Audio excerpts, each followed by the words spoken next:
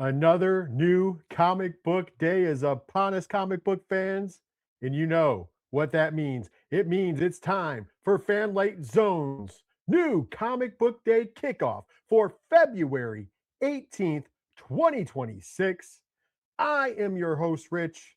I am a comic book reviewer and editor for fanlightzone.com. And before we get this all kicked off, I just want to say and implore you to go over to the place that powers all of this. And that, of course, is fanlightzone.com. And of course, over there on New Comic Book Day, every Wednesday at 9 a.m., all of our reviews for that week's slate of new comic books will drop at the same time. So go over, find out what we think about all the books before you head over to the LCS. Also, make sure you're following us on all of the social medias because we have video reviews that drop once an hour throughout the day as well. And of course, because you're watching this over on the Family Zone YouTube channel, make sure to smash that subscribe button. Click the bell icon for notifications so you know whenever we go live or whenever a new video is put up. And last but certainly not least, hit that thumbs up to help us fight the algorithm here in comic book YouTube and support Fanlight Zone and fanlightzone.com. Well, another week is upon us. And before we dive into the show and talk about all the books that Fanlight Zone has on their pull list, let's go over the ground rules. And that's part of it. This is Fanlight Zone's pull list for the week. So this is myself as well as the other reviewers from fanlightzone.com. We go ahead, we pick some books out that we think that you should be reading in the shops. By this, that means we don't pick every book. We'd be here all day. There's a lot of books coming out. So if you do not see your favorite book on here, it is not a slight against your favorite book or your favorite creator. It is just that it's just not on our list. This is a great opportunity, though, if you don't see that, to head over to the comments section, drop in there what books you're looking for this week. Tell us what we should be reading because, like you, I'm a comics fan and I want to read the best comics I can. So make sure you let me know what I'm missing if it's not on the list. And of course, there is some things that I'm even reading that aren't on the list because, once again, for the sake of time. Secondly, this is in no particular order. We start in the indies, we move to the big two, and then we give each reviewer's pick of the week from Fanlight.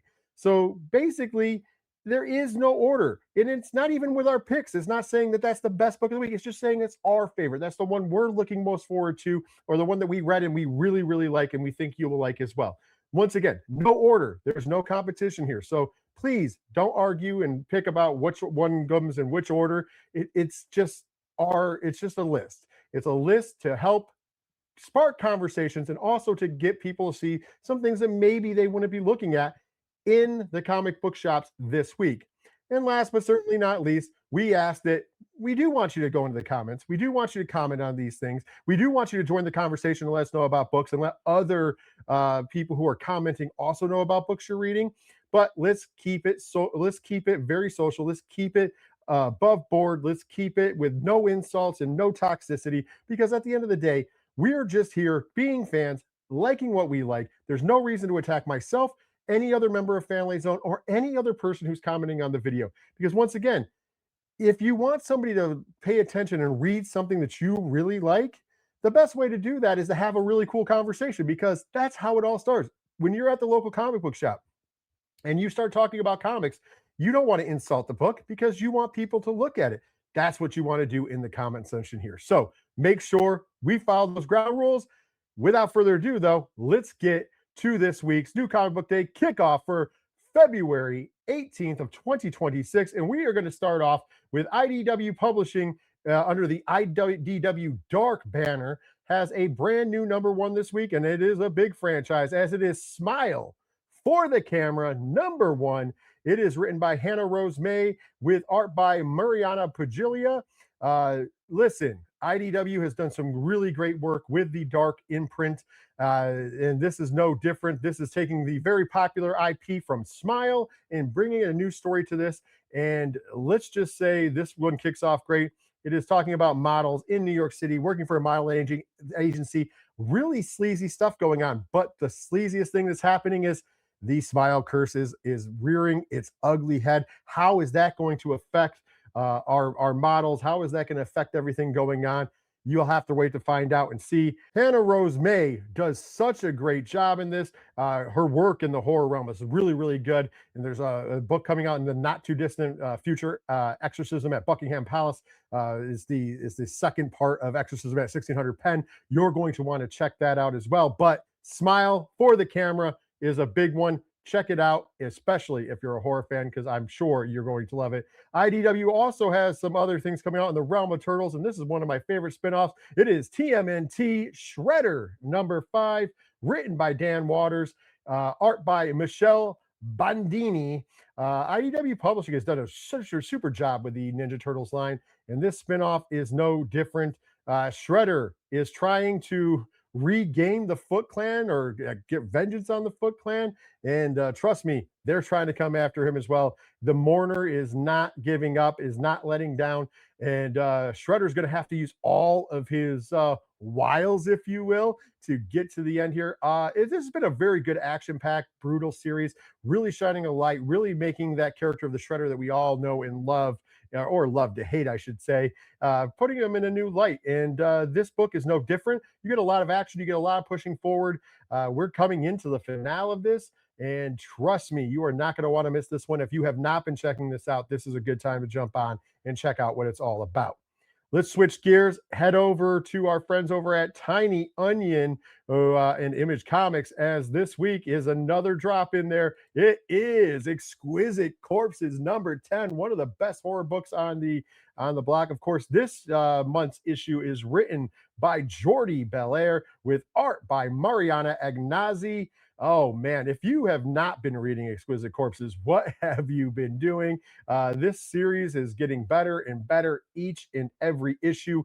This is issue #10, as you saw. That means there's only 3 issues left in this first season. We're going to find out which one of the 13 most powerful families from the original 13 colonies is going to become the head of the U.S. with this Killer's Hunger Games, if you will. But the townsfolk, they are still trying to survive the night. There's some interesting monkey wrenches that get thrown into it here, as well as some really good horror and amongst some really good action scenes. Exquisite Corpses, one of the best comics on the shelf each and every month. If you have not been reading it, go check it out. Make sure you go out. The volume 1 of trade paperback is out already. Volume 2 will be coming out. There's a game coming, a card game. It just got signed to a deal. Like, there's a lot going on.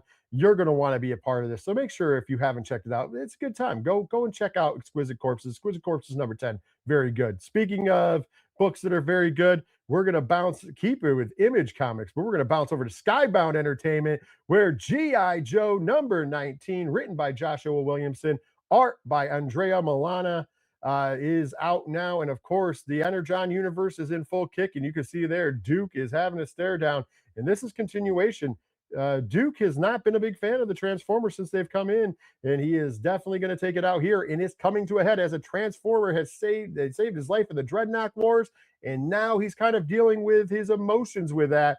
Is he finally going to go Team Transformer can be with us, or is he going to be going against it?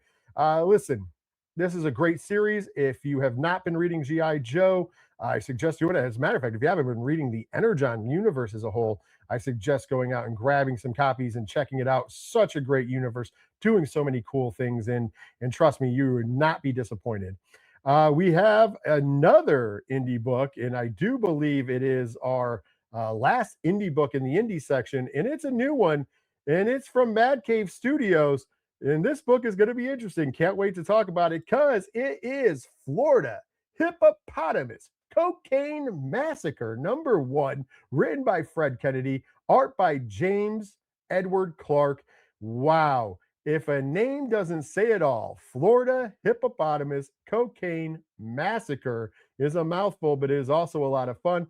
This takes place at a hippopotamus disco at Disco Hippo Wonderland. It's an animal themed theme park that is owned by a drug lord who is trying to escape the arm of the law, and in the process, he's going to give cocaine to hippopotamuses. it or hippopotami, I should say. Let's say it properly.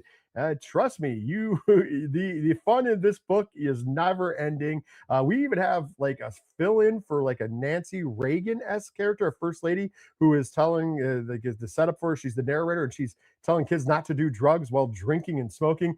It's a fun, interesting book. It's got like that crime, drama, like think Miami Vice, but real funny. I even compare it in my written review that'll be up on the website to Starsky and Hutch a little bit. A lot of fun. It is a good time. I mean, once again, the name of the book is Florida Hippopotamus Cocaine Massacre. There's no way you're not going to have fun with that title. So check it out if you're looking for something different and fun. We're going to get out of the indies and let's go over to the big two. And we're going to start off with DC Comics. And of course, if it's dropping, we're talking about it. Absolute Batman, number 17. The graphic is wrong. It's for whatever reason it got put on there wrong. Written by Scott Snyder, Eric Kinnett on the art, DC Comics. And this is a big one. This is the debut of Absolute Poison Ivy.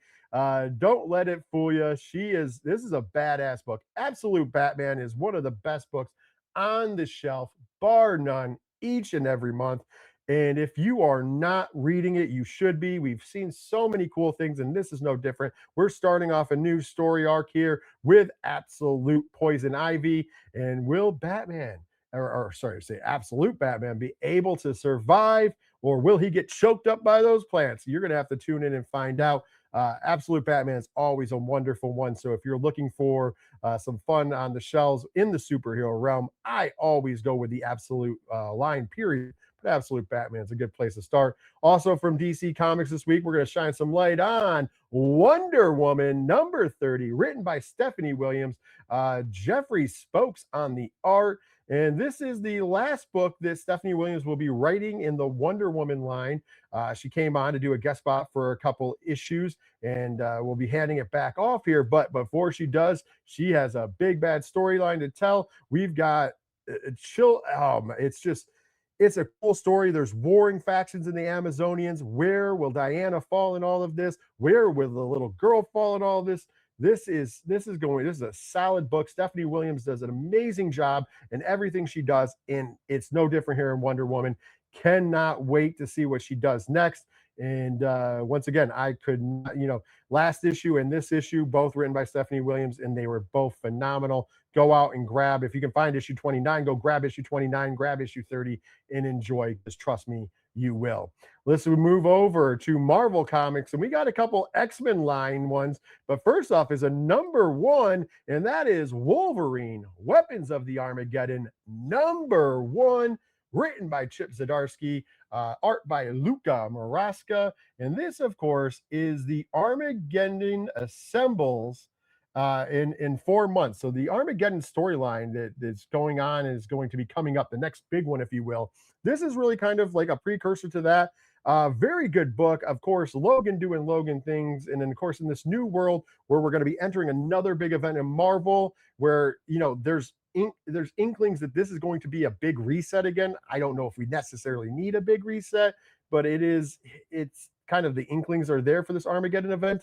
We'll find out as it goes on, but this was a really good first issue. I did dig it. Go check it out for the Wolverine. Like, once again, if you're a fan of Logan, you're a fan of X-Men, you're a fan of Marvel Comics, you're going to be a fan of this. And like I said, it gets us on the road to this next big event from Marvel Comics. Speaking of big events from Marvel Comics, the other book we're going to sort of spotlight on is X-Men number 25.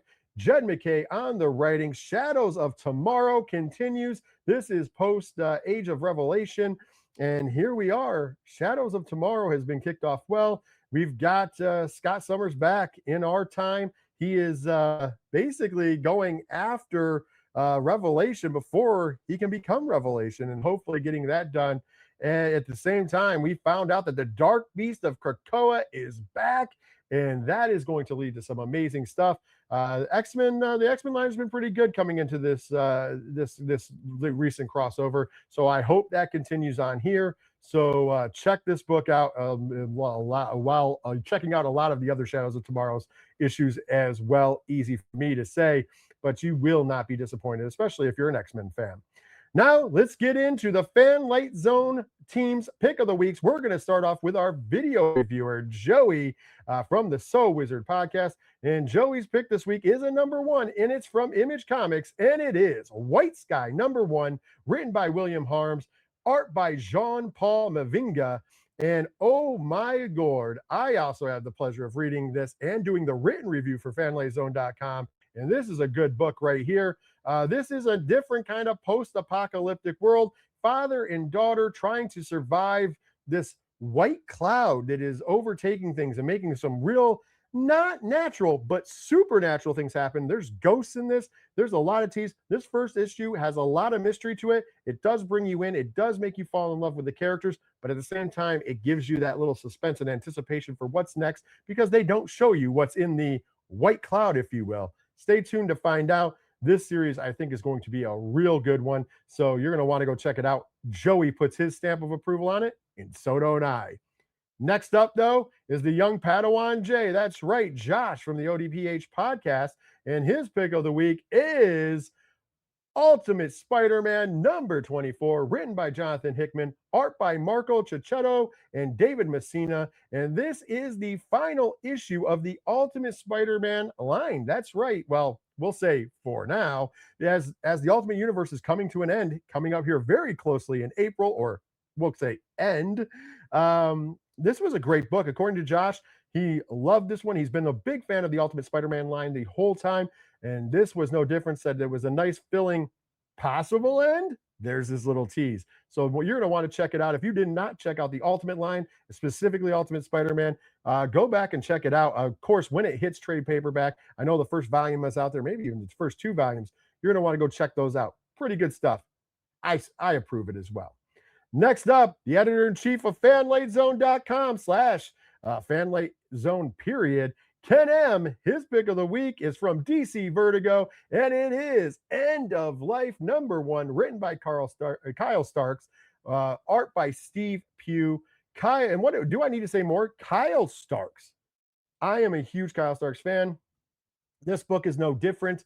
Ken M has pointed it out. You have a hitman/assassin who has got to go back to his hometown, and oh man, it's kind of interesting.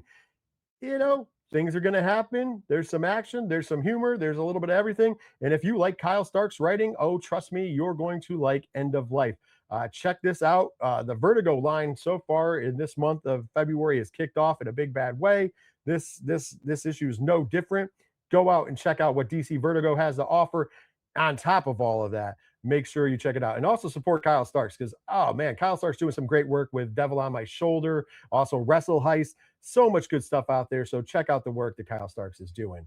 Last but certainly not least is my pick of the week. And this time I'm going to IDW Publishing again and back to the Ninja Turtle line because TMNT Battle Nexus number 5 is out. Eric Burnham on the writing, Ben Bates on the art. This is the final issue of the TMNT Battle Nexus event, and it does not disappoint. We get the reveal of who the hooded ally was, if you will, that they were jailed with. We also get Savanti Ramiro. Does he get his just desserts? Does he get away with it all? I don't know. You'll have to find out. I will say this. This is a teaser, and we'll feel free to say spoilers, but you might get a lot more of Bebop and Rocksteady than you even bargained for when you check this issue out. A lot of fun. This series has been super cool. I shouldn't say series. This event has been super cool. Crossing across different things, having turtles from different dimensions, different universes, and at the same time coming in together. Some really cool stuff that they've done here. They do set up kind of, hopefully, I shouldn't say set up, but hopefully we get another Battle Nexus at some point in juncture down the road, because the event was a lot of fun, and I would like to see more personally. Well, now that I'm done pontificating and talking to you all about what's coming out this week, make sure first and foremost you hit those local comic book shops, or if you prefer online, your favorite online store, pick up your favorite comic books of the week. Hopefully some of these make the list. If you need more suggestions, head on over to the fanlightzone.com where you can check out all of our written reviews for New Comic Book Day. They drop Wednesday morning, 9 a.m. You can check those out before you hit the shop. And of course, make sure you're following us on the socials so you can watch all of the awesome video reviews that come out. And of course, help us with the algorithm here on YouTube by subscribing to the Fanlight Zone YouTube channel.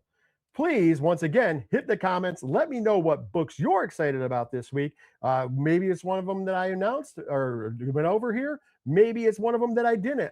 We always want to hear from you. Just remember, keep it respectable. Make sure we're having good conversations about comic books because that's what brings us together is our love for the medium. Well, that's going to do it for the New Comic Book Day Kickoff for February 18th, 2026. Once again, I'm Rich from fanlightzone.com telling you enjoy New Comic Book Day, and I'll catch you all later.